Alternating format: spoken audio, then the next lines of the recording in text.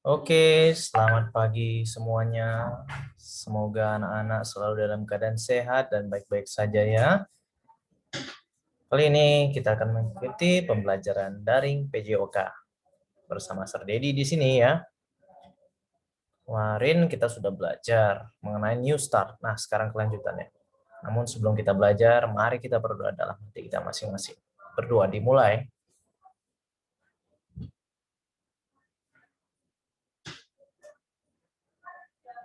Berdoa selesai. Oke. Jadi kelanjutan dari New Start kemarin adalah nutrition ya. Kita akan pelajari nutrition itu lebih dalam lagi atau nutrisi. Nutrisi di sini kita baca ada diet yang seimbang. Apa itu diet ya? Diet yang seimbang. Kalau bahasa Indonesia jadi baca diet.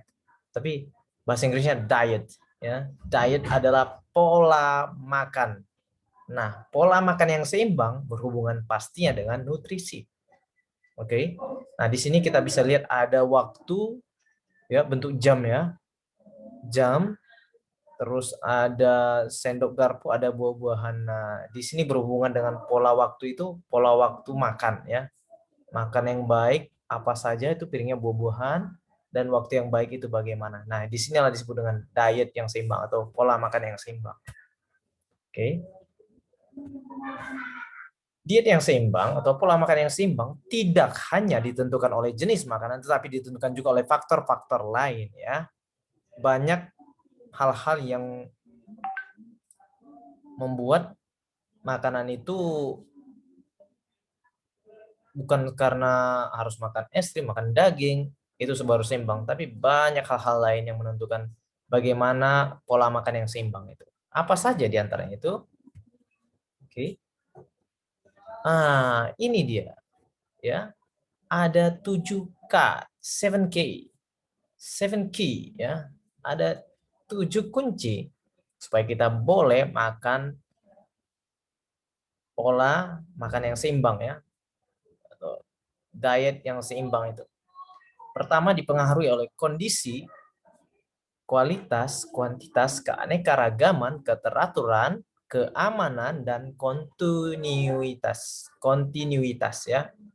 Apa itu kontinuitas? Keberlanjutan ya. Nanti kita pelajari lagi. Nah, sekarang kita ke kondisi dulu. Ya. Apa itu kondisi? Kondisi di sini adalah kondisi tubuh kita, ya. Kondisi kita yang akan memperoleh makanan. Bagaimanakah kita di situ saat itu? Sehat atau sakit?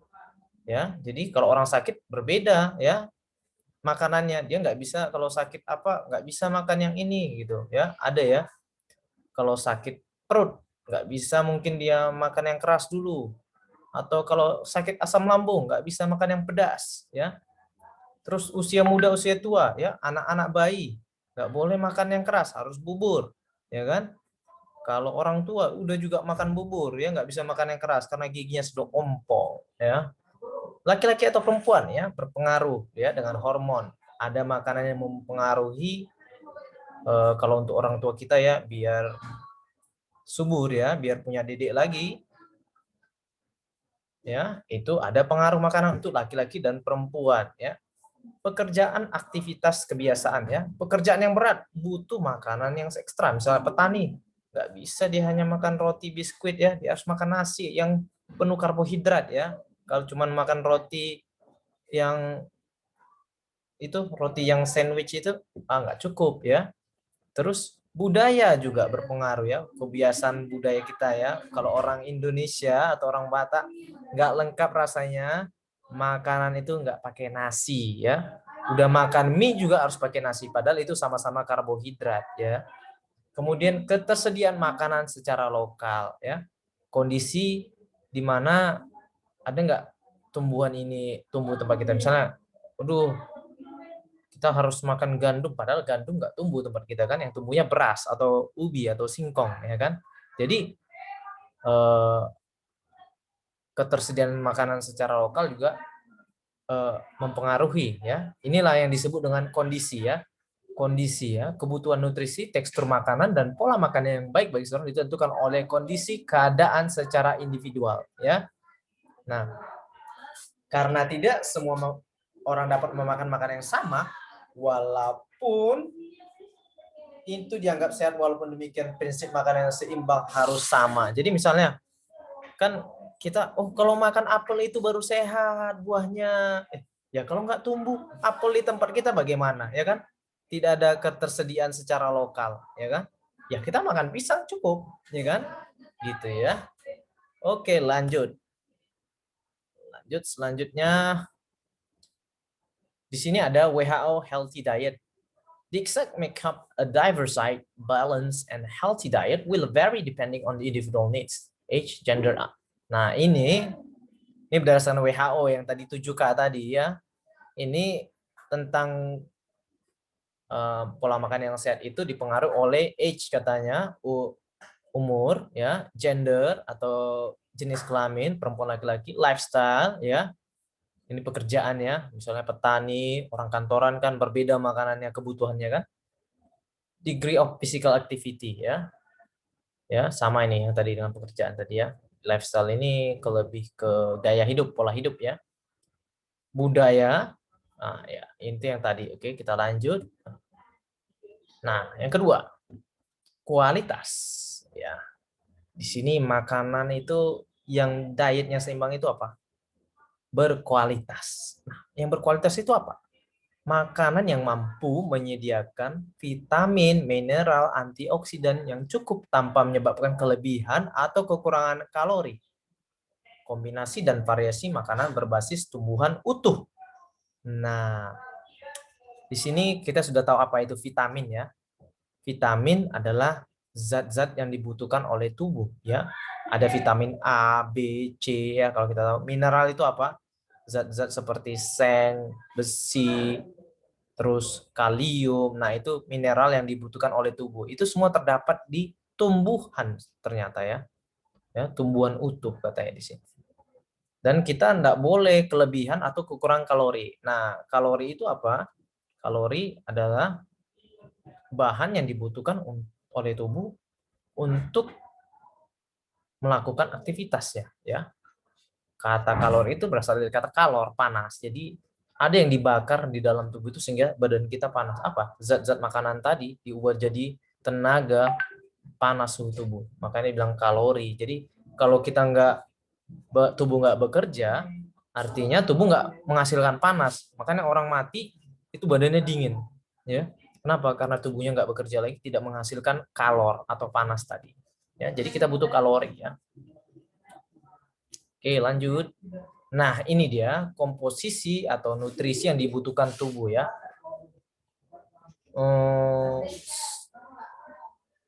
Kolesterol kita nggak malah butuh sebenarnya, karena itu dari hewan ya.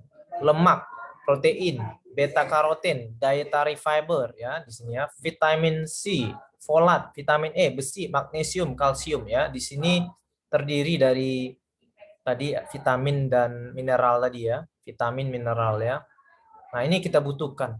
Kalau kita lihat komposisinya dari tumbuhan dan hewan di sini ya, ternyata lebih banyak itu yang paling kita butuhkan itu sebenarnya apa? Protein dan apa lagi? Besi semua. Kalau yang kita lihat di sini, wah lebih banyak dari tumbuh-tumbuhan ya daripada hewan. Jadi anak-anak ya, anak didik kita penting loh makan sayur-sayuran, makan biji-bijian, kacang-kacangan itu sangat penting ternyata ya daripada makan daging ya. Kita tahu ya, daging adalah sumber kolesterol. Kolesterol itu apa?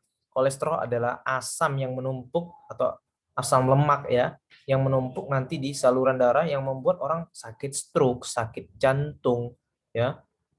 Tahu orang sakit stroke yang eh, badannya ada yang mati sebelah, terus sakit jantung tahu kan? Tiba-tiba jantungnya berhenti berdetak karena tersumbat oleh pembuluh darah karena lapisan lemak yang ada di dalam. Jadi misalnya ini lubang venanya, pembuluh darahnya tersumbat oleh lemak ya, lapisan lemak yang kita makan ya, dari kolesterol tadi. Oke. Kolesterol tadi membuat tumpukan lemak ya. Oke, lanjut ya. Jadi rata-rata di sini katanya 500 kalori energi ya dari tumbuhan. Jadi banyak ya dari tumbuhan itu sangat banyak kalorinya, energinya. Jadi inilah semua kalori yang dibutuhkan tubuh untuk dibakar tadi. Jadi energi, jadi panas. Lemak, protein, beta karotin, vitamin C. Nah, ini kalori tadi ya. Semua ini kalori namanya. Itu rata-rata di sini 500. Kalau dihitung semua ini ya, ditambahkan, jumlahkan, dibagi, dapat rata-rata 500. Jadi tumbuhan lebih banyak kalorinya daripada hewan ya. Jadi banyak-banyak makan sayur. Oke. Sekarang kuantitas. Makan secukupnya sesuai kebutuhan, tidak lebih, tidak kurang. Nah, ini kuantitas. Ini arti dari kuantitas tadi ya. Lanjutan dari Stephen Kay tadi, nomor 3, kuantitas. Makan secukupnya sesuai kebutuhan, tidak lebih, tidak kurang. Makan karena kebutuhan, bukan karena kesenangan, bukan karena lagi pengen ya, tapi makan karena butuh ya. Butuh yang sehat ya. Bukan karena butuh karena lagi pengen, ya kan? Ada yang tiba-tiba jadi pengen-pengen makan, aduh pengen makan ini, padahal kita nggak butuh sebenarnya, ya. Jadi makanlah yang kita butuhkan. Kita pikirkan harus makanan apa yang kita butuhkan teksnya tadi ya. Oke, lanjut. Masalah makan berlebihan, kalori berlebihan, risiko ya penyakit meningkat ya, penyakit jantung, penyakit apa ya meningkat jadi ya.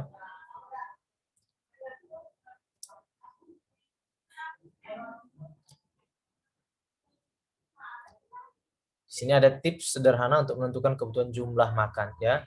Contoh menurunkan berat badan ya. Gunakan metode isi piringku dengan Kemenkes RI. Apa ini?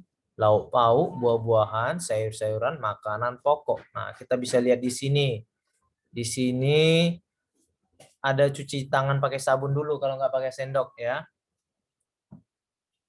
Terus aktivitas 30 menit per hari dan di sini lauk pauknya ya. Jelas ya, buah-buahan, sayur-sayuran. Ini grain atau tumbuh-tumbuhan berbiji ya, beras, kacang-kacangan.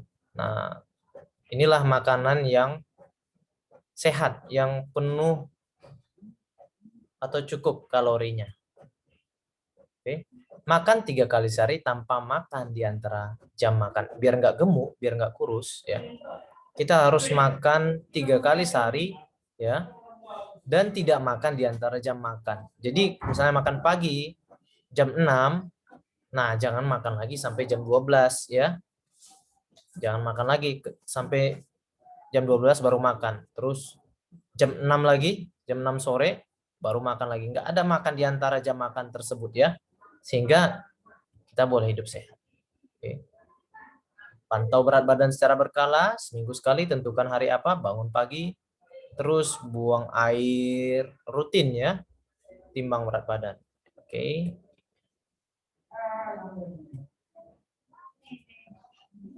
Oke ya, ini buat yang kegemukan ya. Sekarang kita lanjut. Tadi bagaimana tips pola makan, sekarang kita lanjut ke keanekaragaman. Nah, prinsip variasi, kombinasi yang tepat, manfaat makanan bervariasi. Jadi makanan itu harus bervariasi, jangan monoton ya. Misalnya hanya makan dengan telur, pagi makan dengan nasi dan telur, siang makan nasi telur, ya. Wah, nggak boleh seperti itu ya, harus ganti-ganti.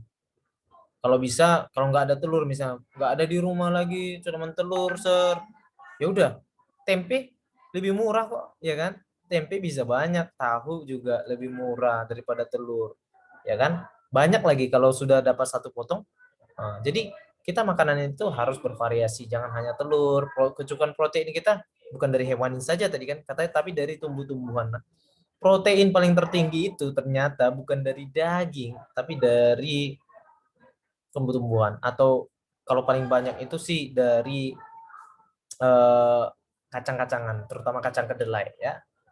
Jadi makanan harus bervariasi ya, membatasi fitokimia tertentu dalam makan agar tidak terjadi gangguan. Jadi jangan makan makanan yang suka diawetkan itu loh, pakai kayak sarden ataupun apapun, nugget-nugget ya.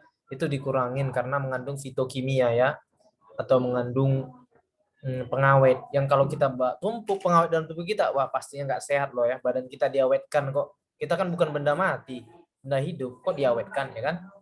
Yang mengawetkan kita itu apa? Buah-buahan, tadi makanan-makanan, tapi tidak bahan pengawet. Oke. Jadi jauh-jauhi makanan yang berbahan pengawet. Setiap makanan plastik, ya ciki-ciki juga itu mengandung bahan pengawet. Nah, itu harus kita hindari. Lanjut ke teraturan, ya. Tadi keanekaragaman atau variasi, sekarang ke teraturannya. Makan 3 kali atau 7 kali atau 2 kali sehari, sorry.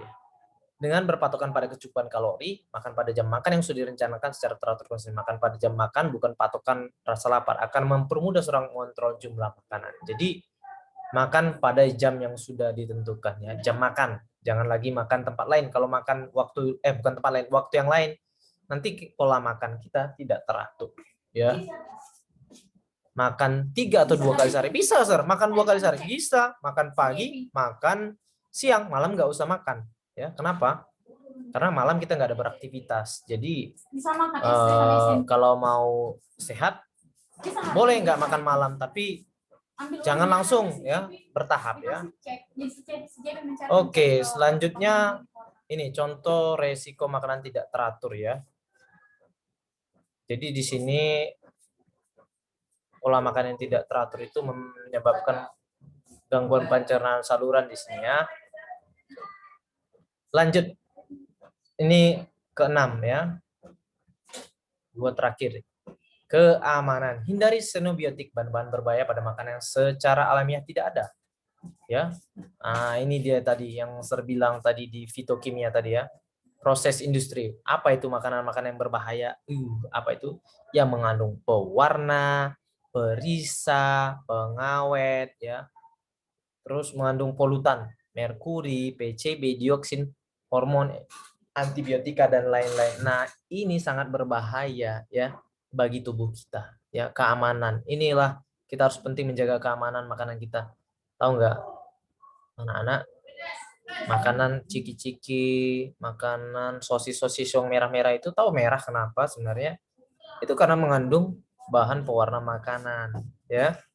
Jadi terus misalnya snack-snack yang kerupuk-kerupuk itu mengandung perisa, kadang-kadang ada rasa jagung tapi nggak jagung, itu perisa buatan, bahan kimia. Terus bahan pengawetnya. Jadi, nah, kita harus hindari ini, ya. Kita jaga keamanan makanan kita, ya. Jadi hindari makanan berpengawet, berperisa, berwarna, ya. Jadi kalau udah rasanya, rasa stroberi, itu bukan rasa stroberi, ya. Stroberi yang asli ya dari buah.